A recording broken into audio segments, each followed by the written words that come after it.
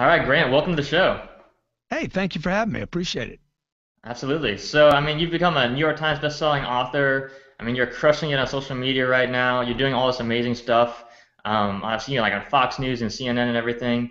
How did you get to where you are? Well, it's interesting. People are like, "Wow, man, everybody knows you now." I'm like, "Yeah, it happened overnight. Just took 30 years." And in 2008, I really got it because of the economic collapse at that time, that it was important that I go horizontal, not just vertical. And I had been influenced early on in my career about getting good in one vertical, one sector. And while this helped me and it made me financially successful during normal economic times and even during times of expansion, when you depend on a vertical during a time of economic uh, turmoil and contraction, having one strong vertical is not enough. You need to be horizontal. And that was the point. I know a lot of your listeners here are authors of books and book writers and people that want to write books and people that have writer's block and all these problems of the writer. I decided, oh, I got to write a book. I understood when Lehman collapsed the power of a book. And the power of a book is that it can open you up to horizontal lines. It can get you out beyond your zip code, your city, or your sector, and it can open you up. And so for the last, I guess since 2008, what is it, 2014 now, 6 years, I've written four books, one on sales, one on negotiating, one on filling your pipeline up, and the last one's called the 10X rule. I even got a 10X rule license plate here. It's been an extremely popular book. I mean, people have gone like kind of nuts, crazy over it. Um, those books have, broadcast out to the world. They've been translated into, I don't know, what are the languages, guys? Chinese, Taiwanese, Mandarin, I guess, Portuguese, French, Spanish. We've had four different versions of English just because my English is so poor. We've had to, produce it in Redneck, Yankee, uh, a couple others. Awesome, awesome, man. So, what drove you to write the book, though? Can you give our audience, a little background on what you were doing before the whole financial crisis? Well, these books. I mean, look, I'm a sales guy, and I'm proud to say that I'm a sales guy. I sell things, and if you don't know that you sell things, then you're just confused. I'm not the confused one. You are, okay? So, like, a guy told me recently, say, I got writer's block. I said, no, bro, you got seller's block. And he's like, what are you talking about? I'm not a salesman. I'm a writer. I'm like, if you're not a salesman, don't write anything, because nobody's going to read your book if you can't sell your book. So what happened for me was I was out on the circuit speaking to companies. I've been a business consultant for 25 years. And when Lehman collapsed, I realized my model was broken, that I was too dependent, like I said earlier, on this one sector. So I wrote a book. I wrote this book, Sell or Be Sold. I didn't write it for other people. I really wrote it for me first, because my job now was, I'd come from being CEO of a company, of three companies actually, to back to, oh, I got to get myself known. I got to sell. I got to market. I got to promote. I got to get money, because the free credit and the free ride, the synthetic artificial economy was over, and that won't come back in our lifetime. It's just not going to happen again. There'll be little blips of it, but we have so much financial trouble in this country that people really need to prepare. So this was the first of four books that really got me ready to say, how am I going to grow my business? I mean, the economic collapse of 2008 has turned out to be a tremendous blessing to me. It's been an unbelievable blessing to me. I almost wish things would contract again, because I think I would get, energized all over at another level. But this book was about, look, everybody's a salesperson now. It doesn't matter if you own the company, if you're a banker, if you're on Wall Street. It's all about selling, marketing, branding, and that opened me up to the social media channels, which I've done a decent job of getting myself known on. Absolutely, yeah. I'm just looking at your Twitter account, your Facebook page. You've got like over 500,000 followers on each. I mean, how did you even do that? Because a lot of authors, like all the authors say, you got to be on social media, you got to do Twitter, you got to do Facebook, Yeah. but it's easy to say you got to do it, but how do you Yeah. actually do it and make money from it? Yeah. Well, I mean, I think, a couple things about the social mediums. To me, they're just, most people are being used by them. They're not using them. And what I mean by being used by them is you're going to your Twitter feed or your Facebook and you're just looking at it and you're being hit with information. You know, this is not a new problem. This problem's been around since TV. Okay, people get hit.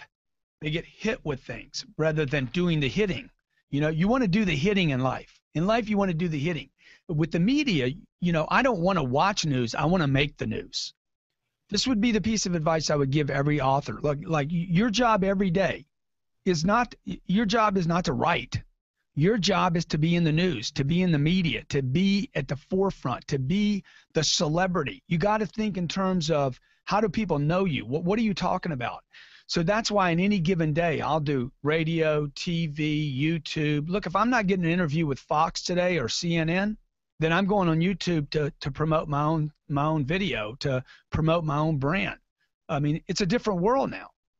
I can create my own TV channel if I want to today. So the author needs to figure out, regardless of their age, how do I use Twitter? How do I use them? Like, how do I use it? How do I use it like a rubber band or a garbage bag? Or how do I use, not be used? And this is what people, the mistake they're making is like, oh, I'm going to go on Twitter and I'm going to tweet twice today. And so what? You didn't do anything. Why don't you just go out to your street corner and say, I write books, and go back inside for the rest of the day? What do you think's going to happen? Nothing's going to happen. Look, you need to be out there every day screaming and yelling and promoting and marketing and doing everything that your parents told you not to do. If you want to sell books, you need to do everything your parents taught you not to do. You need to violate them. You need to call your parents today and just say, I'm about to violate you. Everything you told me to do, I'm going to do something else. And you might have a chance of being a successful author. Uh-huh. Well, can you give us like some concrete, action steps or things that you've done with social media that have worked really well for you? Well, if I had a computer or a phone, I'd go on there and do it right now. Just do it with you on the phone, Tom. Just do it right here in front. Why don't you can you grab my phone? Is that my phone? So look, the thing that I do with social mediums, first of all, I was 51 years old when I started playing with the social mediums. Okay, thanks. So you don't have to be real young to make it work. No.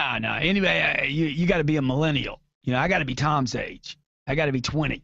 How old are you, Tom? 27. I got to be 27. Otherwise, I can't do it. Look, man, if you're old and decrepit, this thing's perfect for you. Like if you low on energy, man, you got to get on Twitter because it don't take a lot of energy. See, 140 characters, all you got. The old guys are like, oh, I don't have time for social media. No, but you got time to run your business into the ground, right? You got time. You got all this time watching TV. You got all this time sitting around trying to figure out how to pay your bills. You got time to go clean your books off that are in the garage because you couldn't sell them. If you got time to do that, you got time to do this, okay? All I do right here is I take my phone. I'm on Twitter already. My phone, my smartphone, this much of my phone is for phone calls. The rest of the phone is for communicating to the world. So I have Twitter, Facebook, YouTube, Google Plus, and LinkedIn sitting on my homepage. If I didn't use this to make telephone calls, I would still keep the phone just to do this. So I'm going to go to my homepage right here, and I don't know if you can see that. You probably can. Yeah, you can see it. Okay. Well, that's all my little goodies. What do you want me to post on right now? Okay. I'll post on Instagram. I'll post a photo of myself. It doesn't have to say anything. It doesn't have to mean anything. I'm just going to show you what I'm doing right here. And here's a picture of my little girl and me. I'm going to post it. I'm not going to even label it. For you guys that thinks that, okay, I'm writing on here, I sell books. Do you? Okay, I'm going to hit OK. I'm going to hit Twitter. I'm going to share it, and it's out there. If that took too long, then you're done. If that took too long, okay? See, I got me a big watch. You know why? Because I know how to use time like it's my bitch. And that's what people need to learn how to do, man. You don't need to write a book, okay? The chances of you writing a book that's going to be unbelievable is like so small, it's not measurable, right? If you want to write a decent book, okay, and have a decent idea, you got to push that book into the marketplace. And Twitter, Facebook, YouTube, Instagram, Google Plus, LinkedIn, TV, radio, knocking on doors, going out visiting people, dinners, parties, charity events, church. They're just mediums. They're all mediums. They're ways for me to communicate like you would have 100 years ago in your sandals, walking across from village to village saying, I got a book to sell. Or the way P.T. Barnum did back in the 30s, you know, when he went from town to town with his circus. He'd go to town, he'd get a piece of paper, he'd put it on all the telephone posts, he'd send a guy out in front of him, circus coming to town, P.T. Barnum. And then when they came to the town, they came with the gorilla and they came with the horses and they came with the trapeze and the girls, and they went through town and they told everybody we're coming to town. And then one day on Sunday, everybody showed up and bought tickets. It's the same thing. It's no different, but you have to know how to sell. You got to be willing to sell, promote, and market. That's awesome. And I love what you're saying there about the social media, like just how simple it is and how you don't even think about it. Like it took you 20 seconds at most to post that picture and write that tweet. And it's like, I see a lot of authors, like they agonize all day long about, I'm going to write this tweet. And they're all day long, they're writing it and rewriting it, and they're not actually posting it and sharing it with the world because they're afraid of what other people are going to think about them or something. It's crazy, man. I watch people edit their tweets. I'm like, what the hell you doing, man? Hell, the people on Twitter can't read, okay? What are you editing for? Okay, it's a different world. You got to know how to communicate with people. So it's not a chapter in a book. I see people go on Facebook and they give away a chapter. What are you giving away a chapter for, okay? Give them a line.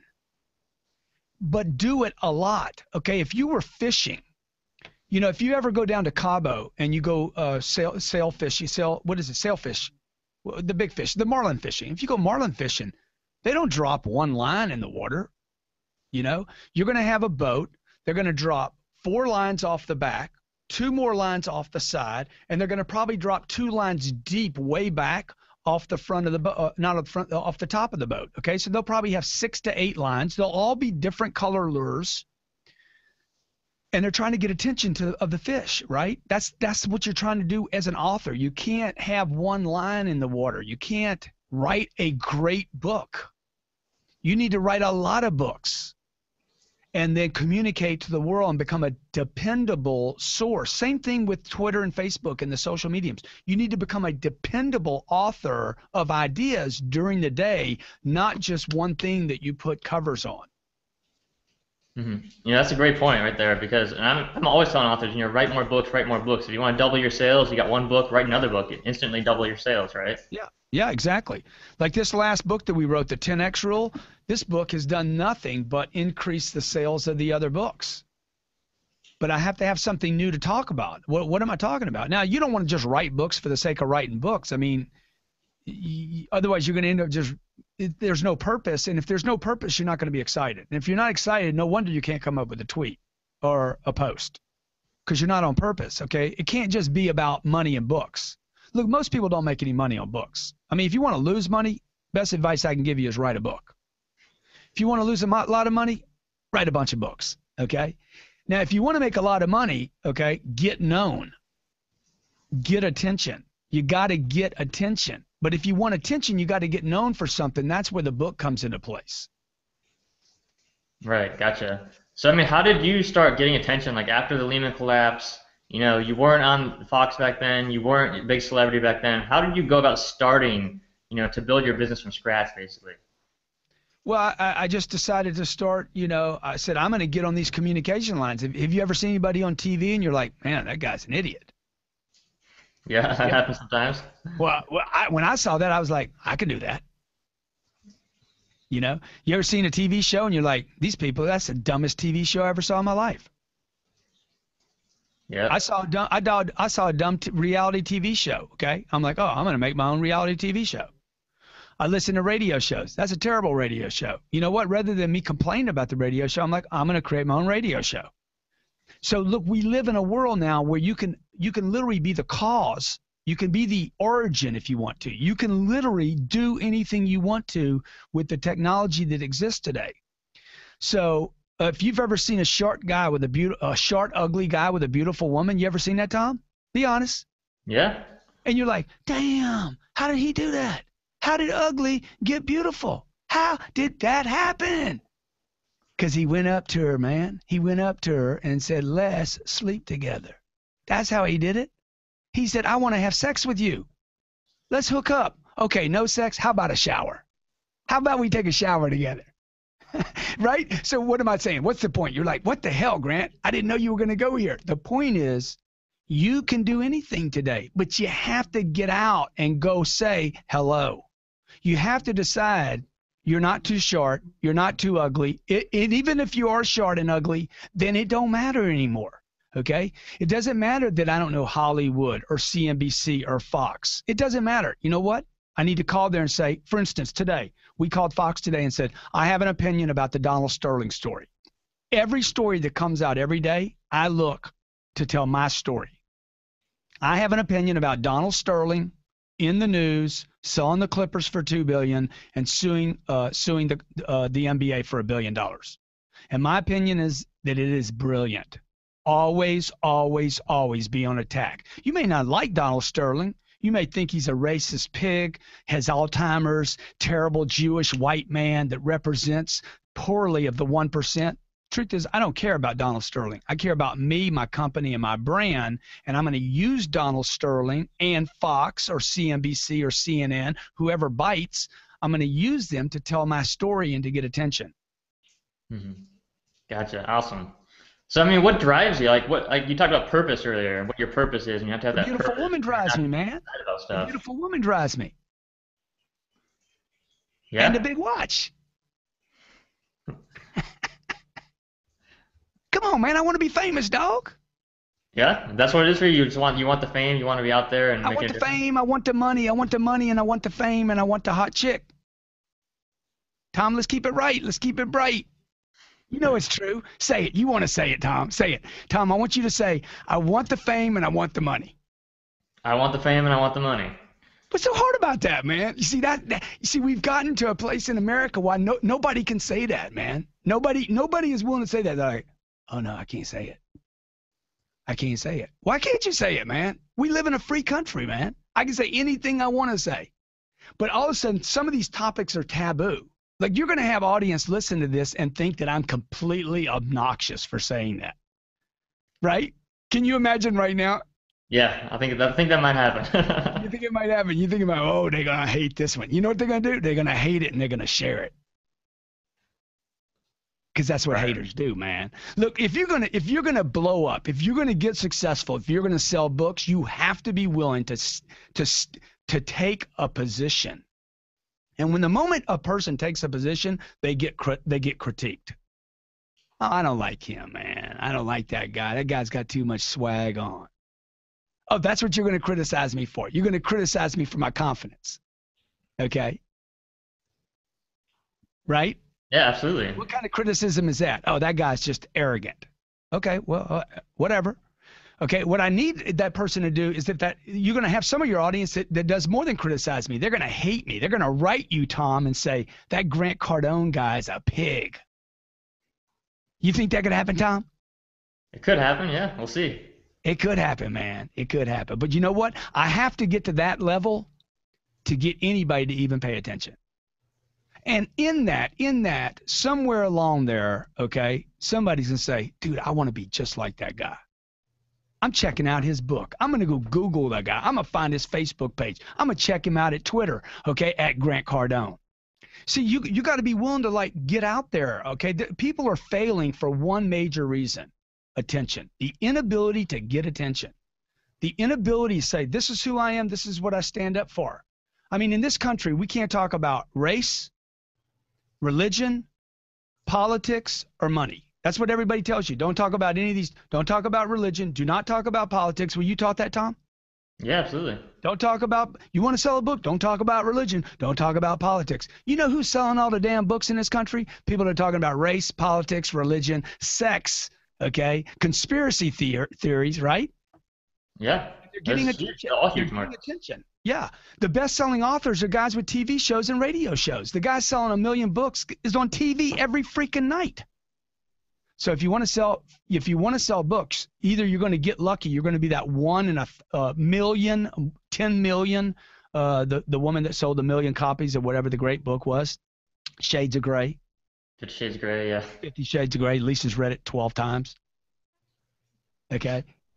So what is that? That's some freak show, right? I mean, who's going to do that again? It's not going to happen. And then there's the O'Reilly. He's got 3 of the top 10 bestsellers in the country. He's on TV every freaking night.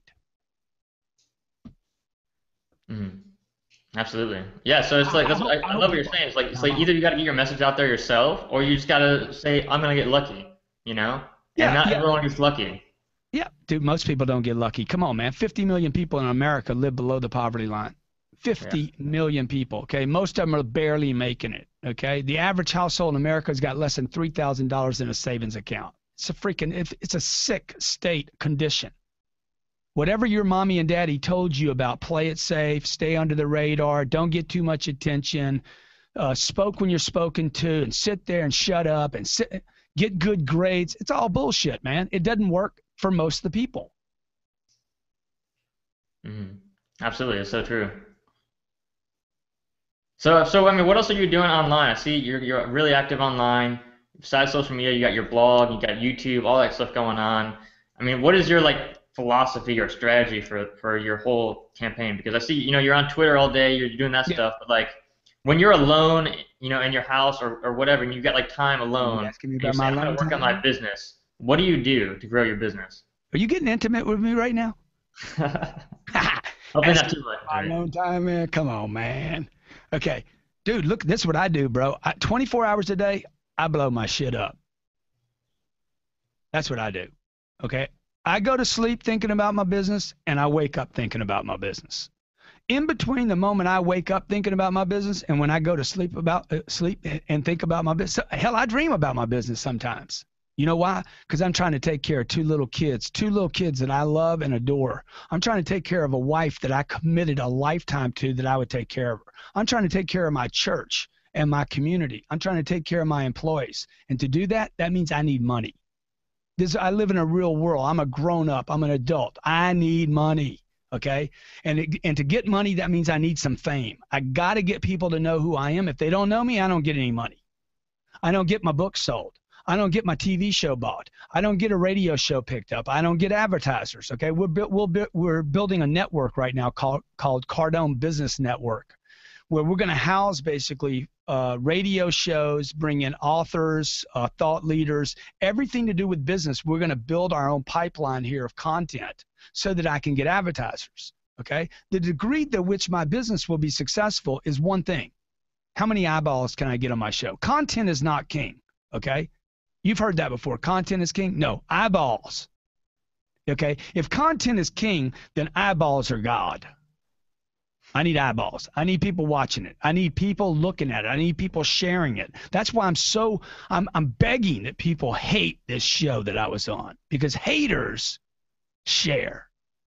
Mm-hmm. They got this propensity. They can't just hate on somebody. They got to tell their neighbors about it. They got to be like, I hate this guy. Watch him. Rush Limbaugh says that the people that like him listen to him 2 hours a day, and the people that hate him listen to him 4 hours a day.